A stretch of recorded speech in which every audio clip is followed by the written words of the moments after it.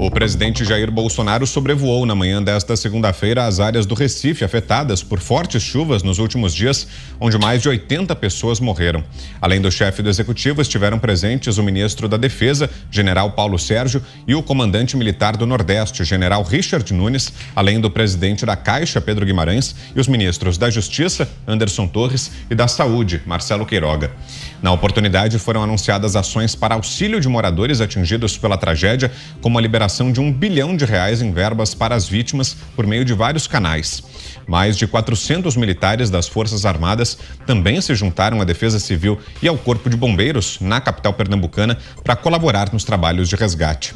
Em coletiva de imprensa, Bolsonaro minimizou a tentativa de Paulo Câmara, governador de Pernambuco, de politizar a tragédia. Um jornalista questionou o alinhamento do governo federal com o estadual para resolver as questões. E o presidente rebateu. Em todos os momentos que os governadores nos procuraram, ou o prefeito, nós atendemos.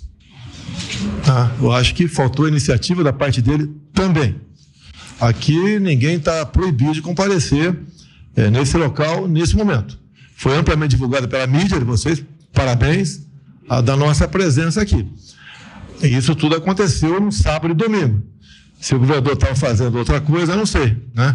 E talvez ache melhor não estar presente aqui. Então, a gente não vai politizar essa questão.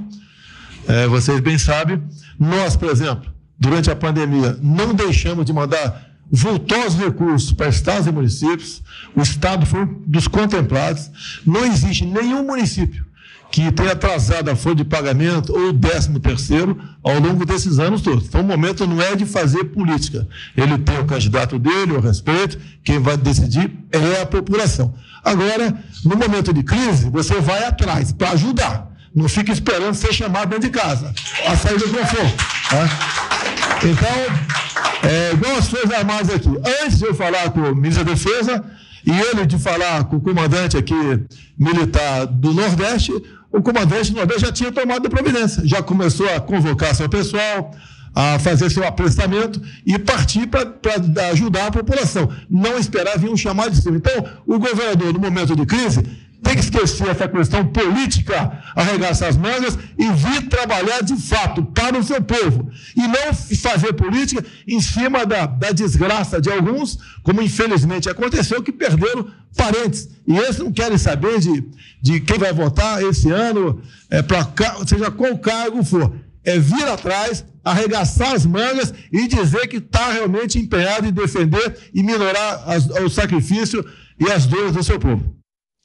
O alerta de chuva segue para a região e os bombeiros informam que ainda há vítimas desaparecidas. Com esse destaque, a gente abre, então, a edição desta segunda-feira de Os Pingos nos Is. Vamos direto a Brasília. Análise de José Maria Trindade. Salve, Zé. Boa noite. Chamou para trabalhar, né? É isso aí. Muito boa noite, meu caro Vitor. Seja bem-vindo aí de volta, firme, com as baterias carregadas, meu compadre Augusto. Muito boa noite.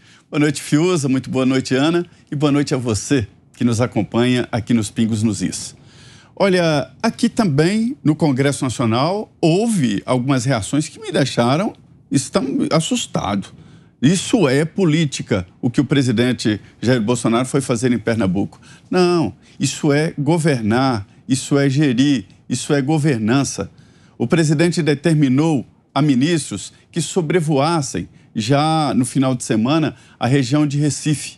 E mesmo antes da inundação, havia previsão, o governo federal aqui já tinha informações e os ministros estavam alertas. 3 ministros sobrevoaram no final de semana a região e informaram o presidente Jair Bolsonaro o que estava acontecendo. Imediatamente, ele pegou um avião e foi para lá, para o local. E aí, escuta aqui essas reclamações aqui no Congresso. Ele está fazendo política porque não foi não sei aonde, não foi não sei aonde. Não, o governo não está fazendo política, está governando. Política ele está fazendo no final de semana e sendo muito bem aceito por onde passa. Eu entendo que os governadores e os prefeitos devem se atentar por atos desta natureza. Não é possível evitar catástrofes ambientais ou da natureza, não é possível evitar chuvas fortes assim, mas é possível prever É possível, sim, através de alerta, através de medições, entender onde há a fragilidade no seu estado. Outros países aí a gente vê, tem furacões, tem movimentos da natureza como terremotos, e não morre tanta gente assim, porque os governantes cuidam dos governados. Esta é a principal função do Estado. Não é ter estatais, não é ganhar dinheiro através de estatais, mas é sim fazer uma previsão. E os governadores e prefeitos estão sim com os cofres cheios. 360 bilhões de reais é a soma que se faz aqui do dinheiro transferido para estados e municípios. Logo no início da pandemia, todos nós lembramos, o presidente Bolsonaro mandou 60 bilhões para os governadores. E mais, ele não ficou escolhendo esse ou aquele, esse é vermelho e esse é bandeira do Brasil, não. Mandou para todos, tecnicamente, como deve ser, né? E os governos estaduais estão bem. Uma gestão, só quando é muito incompetente, que não faz uma gestão com muito dinheiro como agora. O presidente citou aí, ninguém atrasa salário, está resolvendo. E tem alguns que contratam até shows de R$1 milhão para se ter uma ideia de como os municípios e os estados estão com dinheiro. Então, assim, não é possível evitar chuvas fortes, não é possível evitar deslizamentos, mas é possível prever e proteger a população. Eu fico indignado porque uma vida que se perde, uma vida que se perde, todos nós somos atingidos, todos nós sofremos, toda vida é sagrada, né? E não era preciso morrer tanta gente que tem uma vítima num caso assim grave assim, uma tragédia, mas esse tanto de morte é sim competência do governo lá, do prefeito e do governador, que estão lá e conhecem o município, sabem dos pontos de fragilidade. Então, essa agilidade do governo federal é o que mostra a grande preocupação. E aí o governador vai politizar, dizendo, está fazendo política vindo aqui. Ora, pelo amor de Deus, né? O governador devia estar ali, ao lado do presidente. Eu nunca vi uma reação política assim. Aí, em São Paulo, o governador nunca brigou com o presidente da República. Os dois, depois da eleição, dão as mãos para levar proteção e levar um bem-estar para a população. Depois da eleição, todos são governantes. E aí a gente viu em São Paulo essa disputa que foi exportada pelo resto do país, como a gente vê aí em Pernambuco, vergonhosa, num momento triste como este, onde pessoas pereceram. Você, o que nos diz desse caso, Guilherme Fiuza, mais uma tragédia causada pela chuva, dessa vez em Pernambuco. Fiuza, boa noite. Tragédia, né, Vitor? Realmente a população está num período aí de muitas provações. Boa noite, Vitor. Boa noite, Zé Maria Trindade, Ana Paula Henkel. Bem-vindo de volta, mestre Augusto Nunes. A audiência estava impaciente com a sua ausência. O Vitor explicou aqui que era férias, mas eles não queriam saber, estavam impacientes. Bem-vindo de volta, mestre. Boa noite a todos. Eu vou repetir o que disse o Zé Maria, que é a mesma impressão minha. Eu nunca vi governadores agindo em bloco dessa maneira como essa safra, esse mandato aí age. E vou repetir a palavra do Zé, é uma vergonha o nível de politicagem, todos achando que ser anti-bolsonarista, fazer aquela cenografia para as manchetes siamesas, né, da velha imprensa, todos achando que isso dá futuro, e mesmo que desse, é vergonhoso realmente a postura, né, como já assinalado. Os estados, os entes da federação foram muito bem aquinhoados com verbas da União, ou seja, sua, nossa, dinheiro de endividamento federal para socorro aos estados e municípios por conta de uma pandemia.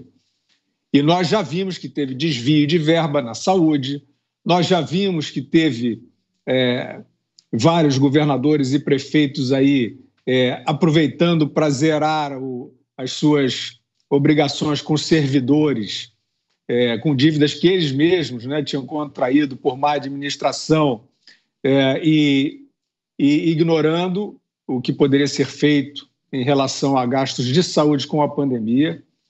E esse tipo de situação, o presidente vai a vários estados e o governador finge que não é governador. Quando o presidente da República, né, em várias dessas viagens nós vimos, né, o presidente chega no estado, o estado fica sem governador, o governador não aparece, finge que não está ali, finge que não existe. Então isso acontece em Pernambuco, Ceará, Maranhão, Bahia, Rio Grande do Sul, não é só Nordeste não, Rio Grande do Sul, São Paulo.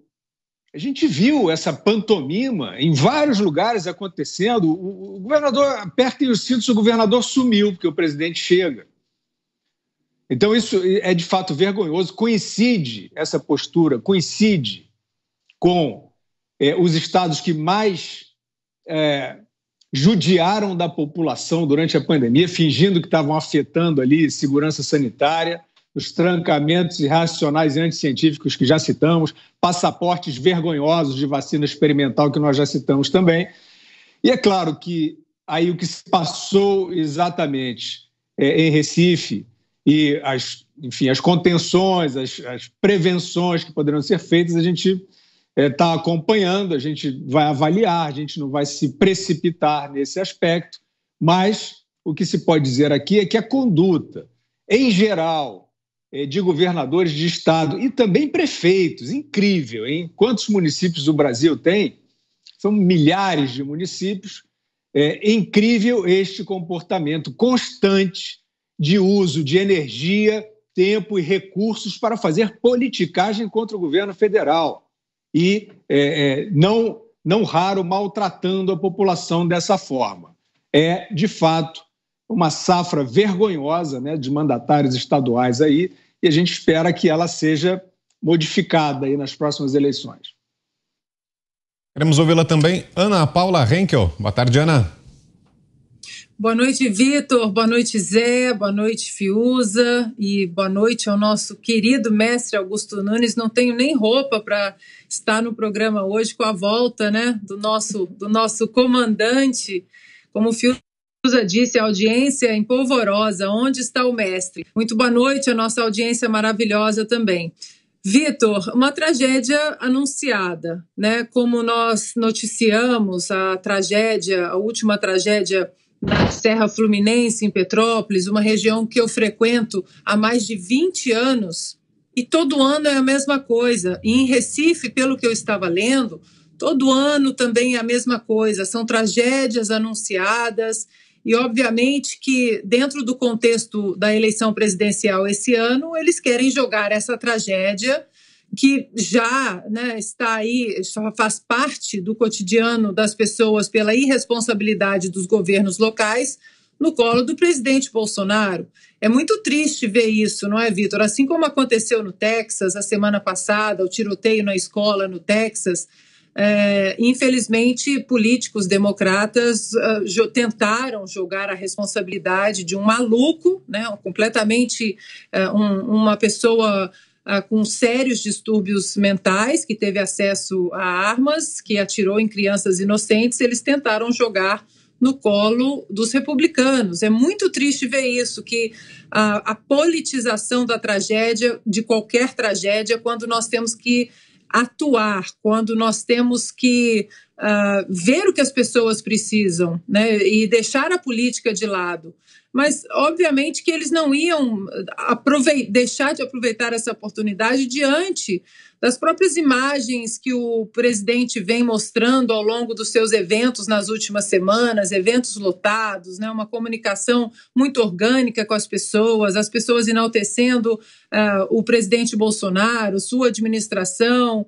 E é muito triste que vão usar uma tragédia, que vão usar aí vidas humanas que foram perdidas, quantas milhares de pessoas aí estão desabrigadas, desalojadas, que perderam tudo para um caminho político. Muito triste isso, e o presidente está certo de ter ido lá, obviamente. Agora, também, se ele não fosse, seria criticado. O antibolsonarismo psicótico, ele atingiu um nível que, se o presidente faz, ele é criticado, se ele não faz, ele também é criticado. Então, nesse caso, o presidente fez o certo, visitar demonstrar que está com a população de Recife, que vai prover aí ajuda financeira, psicológica, o que quer que seja necessário para a região, porque ele sabe que se ele não fosse, ele seria criticado, assim como se ele fosse. É do jogo político daqueles que não têm o mínimo de humanidade numa hora como essas e que politizam qualquer tipo de tragédia. Bom, agora sim, chegou o momento aguardado por todos. Está de volta aqui, Augusto Nunes. Terminaram as férias, Augusto, boa noite. Boa noite, grande Vitor. Estava com saudade dos meus amigos aqui do programa, dos que acompanham o programa, saudade do meu compadre Zé Maria, da minha querida parceira Ana Paula Henkel, do meu irmão caçula Guilherme. E, repito, saudade de todos vocês que nos acompanham e continuaram acompanhando. Eu acompanhei à distância as façanhas aí de vocês. Eu fiquei muito feliz com os números excepcionais, né? Vocês continuaram registrando. Não achava que fosse cair, não. Eu só pedi ao Ubinha que não deixasse subir muito. Não fui atendido. E se subiu agora, então, vem a disparada. Que bom. É o sinal da fidelidade aí dos amigos que nos acompanham e dos desafetos que não conseguem viver sem a gente, né? Eu vou encurtar o comentário sobre a reação do governador. Se os meus companheiros, os meus parceiros de programa já disseram tudo. Se o Bolsonaro vai, não devia ir. Se ele não vai, deveria ter ido. Isso aí não interessa. O Bolsonaro tem participado ativamente da solução desses problemas que os governadores não ajudam a evitar, embora tenham verba para isso. Está agindo corretamente. Quando ele tira férias, aí as férias também são um direito constitucional ainda não eliminado, né, pela atual composição do Supremo. Então, quanto a isso, não há o que dizer. É choradeira aí de quem tem medo do prestígio crescente do presidente também no Nordeste brasileiro, que já foi um reduto do PT. Eu só queria aproveitar para, já nesse primeiro comentário, dizer que eu também fiquei sabendo, quando estava fora do país, que nós, né, aqui os participantes e organizadores dos Pingos dos Is, que todos nós fomos assunto em jantares, né, que reuniram casos de polícia fantasiados de senadores e advogados transformados em juízes por um voto, o do presidente da República, e soube que eles estão muito incomodados porque nós cometemos o pecado de ver as coisas como as coisas são.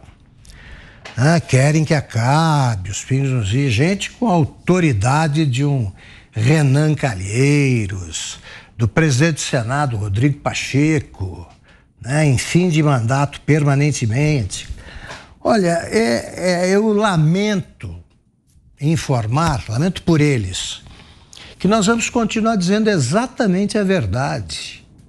A verdade, nós não estamos conversando aqui com esse tipo de espectador, nós estamos conversando com o povo brasileiro e por isso o programa é um sucesso nacional e é isso que os assusta. E cada vez mais gente sabe do que se passa de verdade no Brasil e todos saberão, dependendo da gente. Nós não temos medo, não. Isso não é bravata.